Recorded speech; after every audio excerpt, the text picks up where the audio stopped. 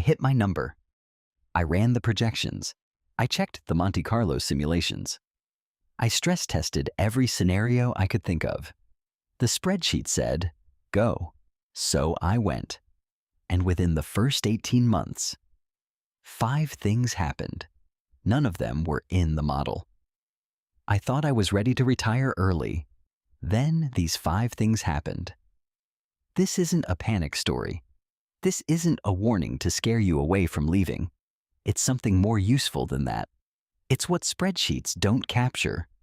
If you're somewhere in the $500,000 to $1.5 million range, if you've been running numbers for years, if you check your portfolio more than you check your email, if you've imagined what the first Monday morning of retirement would feel like, then you already know the version of this story you've told yourself. The version where you finally stop trading time for money, where the market does its thing in the background, where you wake up without an agenda. Most people discover what I'm about to share after they've already made the decision. That's what makes it costly.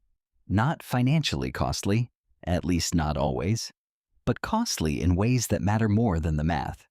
The tension that drives early retirement isn't really about money. It's about control. The belief that if you build enough structure, you can eliminate enough uncertainty. That's a reasonable belief. It's just incomplete.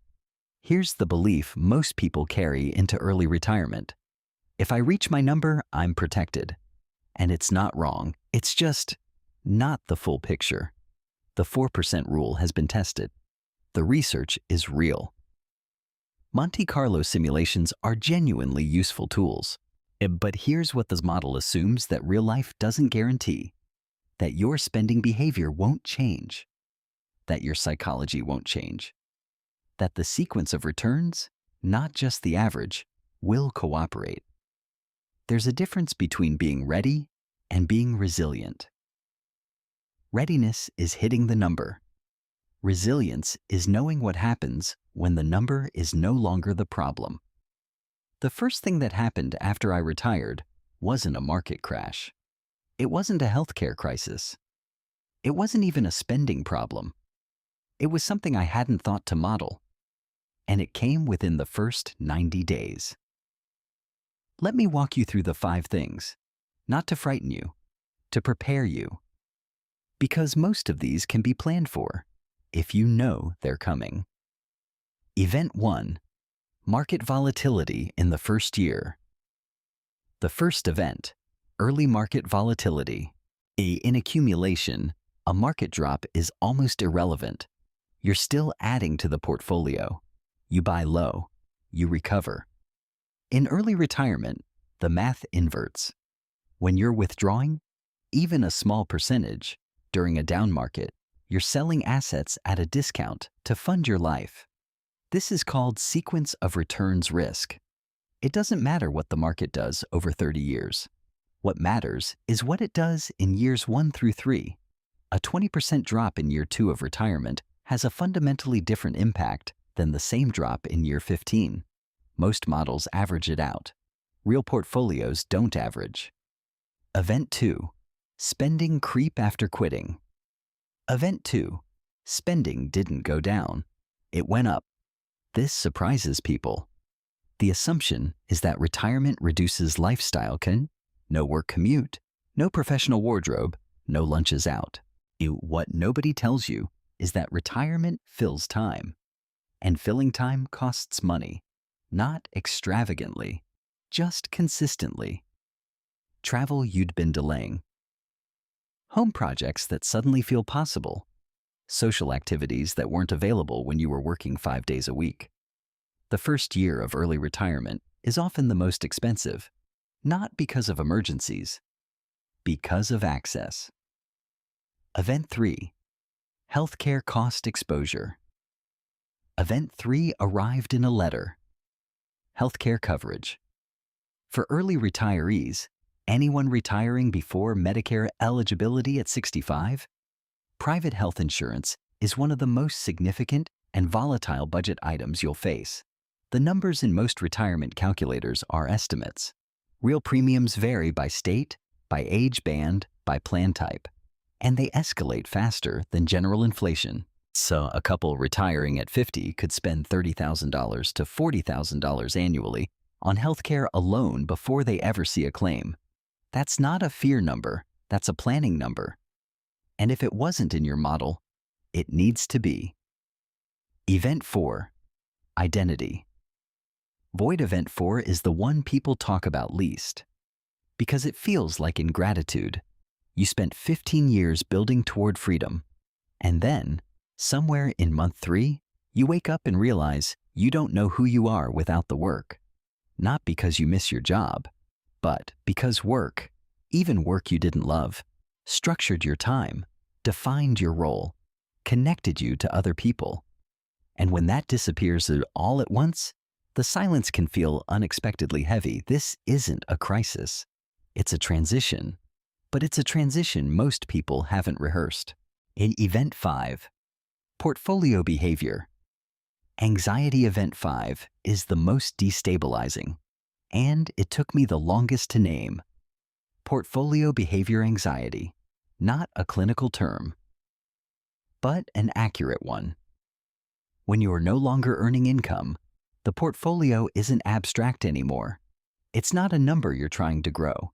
It becomes the thing standing between you and a decision you made. Every red day in the market becomes personal. Every spending decision becomes a calculation. Is this worth it? Am I drawing down too fast? Was the model right? And here's the insight that took 18 months to arrive. It wasn't volatility that was destabilizing me.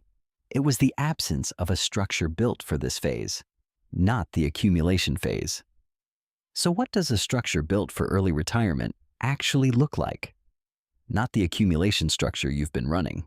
A withdrawal structure, a resilience structure. The first element is a cash buffer. Most early retirees benefit from holding 12 to 24 months of living expenses in cash or cash equivalents, not because cash earns great returns, because it removes the pressure to sell assets during market contractions. If the market drops 25% in year 1, your cash buffer means you don't have to sell a single share to fund your life. You wait. The market recovers. You replenish the buffer. The second element is a tiered spending model, not a fixed budget. A flexible withdrawal band. Identify 3 layers of spending. Essential, the non-negotiables, housing, food, healthcare, utilities. Flexible, the adjustable layer. Travel, dining, entertainment. Discretionary, the optional layer. Upgrades, experiences, gifts. In a strong market year, you pull from all 3. In a volatile year, you compress to tier 1 and 2. This single structural change removes most of the anxiety from market fluctuations. The third element is psychological rehearsal. Most people plan their finances. Almost no one practices the identity transition. Before you leave, experiment with unstructured time. Take a week with no work obligations. Live on your projected retirement income for 3 months while still employed. Let yourself feel the silence before it arrives permanently. Let's get into the math that most retirement calculators still get wrong. Sequence of returns. Risk isn't theoretical, it's structural. Take 2 identical portfolios. Same starting balance, same average return over 30 years. In Portfolio A, the good years come early. In Portfolio B, the bad years come in years 1 through 4. Same 30-year average return. Completely different outcomes.